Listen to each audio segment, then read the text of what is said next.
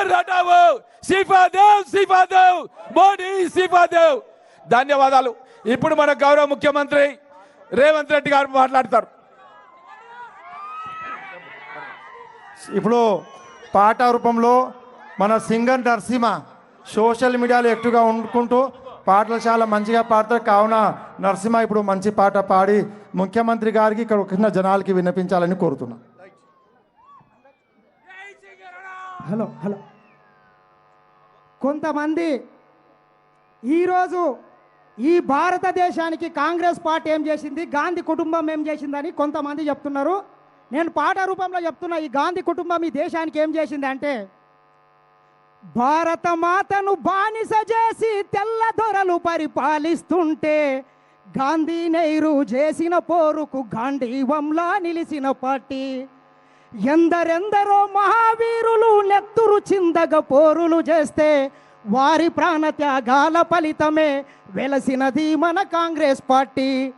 తెల్ల దొరలను తరిమేసిందమ్మో మన కాంగ్రెస్ పార్టీ.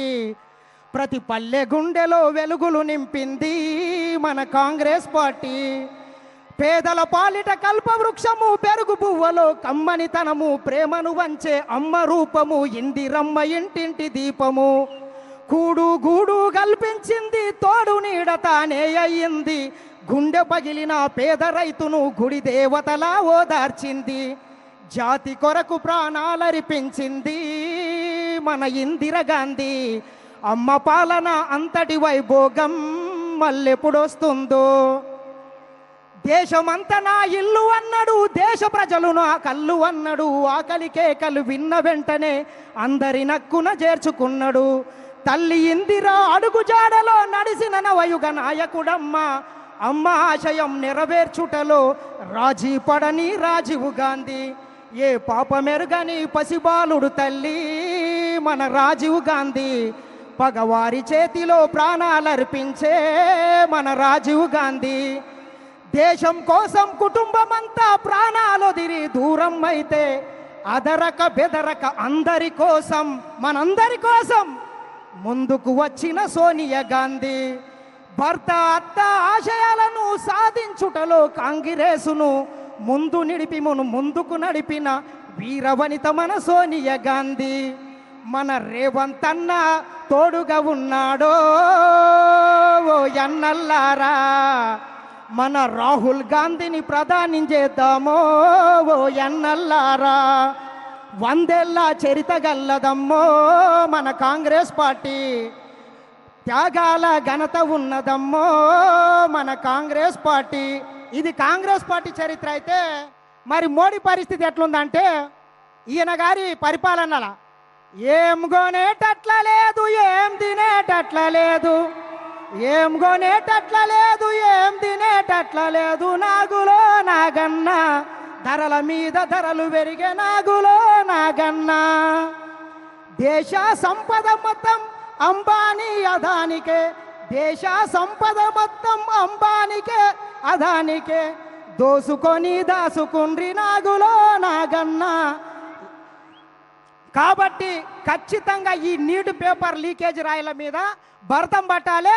రాహుల్ గాంధీని ప్రధానమంత్రి చేసే వరకు రేవంత్ అన్న సైనికులుగా మనమందరం ఇక్కడి నుంచే ఈ కొడంగల్ అంబేద్కర్ చౌరస్తా సాక్షిగా ఇక్కడి నుంచే కదం కలపాలని మరొక్కసారి కోరుకుంటూ, ఈ అవకాశం ఇచ్చినటువంటి పెద్దలు ముఖ్యమంత్రి గారికి అందరికీ మరొకసారి ధన్యవాదాలు తెలియజేస్తూ, మోదీ హటావ్, మోడీ హటావ్, మోడీ హటావ్.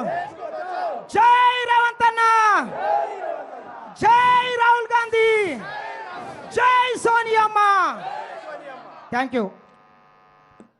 देश का नेता कैसा हो? राहुल गांधी। देश का नेता कैसा हो? देश का नेता कैसा हो? देश का नेता कैसा हो? రేవంత్ అన్న గారి నాయకత్వం, కాంగ్రెస్ పార్టీ, కాంగ్రెస్ పార్టీ.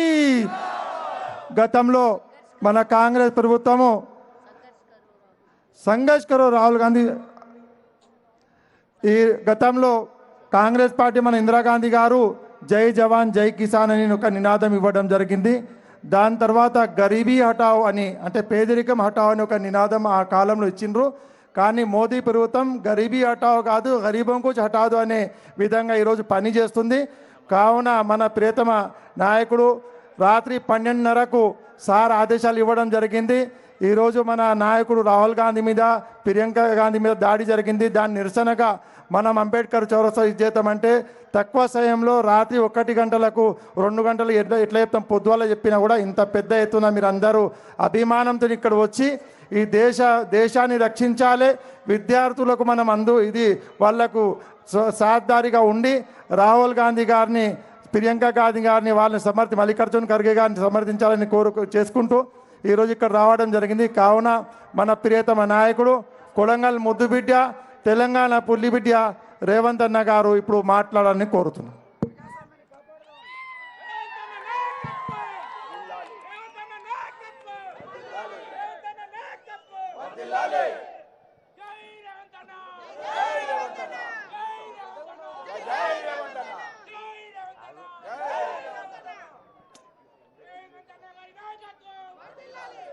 మిత్రులారా, ఈనాడు కొడంగల్ శాసనసభ నియోజకవర్గం కొడంగల్ చౌరస్తాలో అంబేద్కర్ సాక్షిగా భారత ప్రజాస్వామ్యం మీద, డాక్టర్ బాబాసాహెబ్ అంబేద్కర్ అందించిన రాజ్యాంగం మీద పార్లమెంట్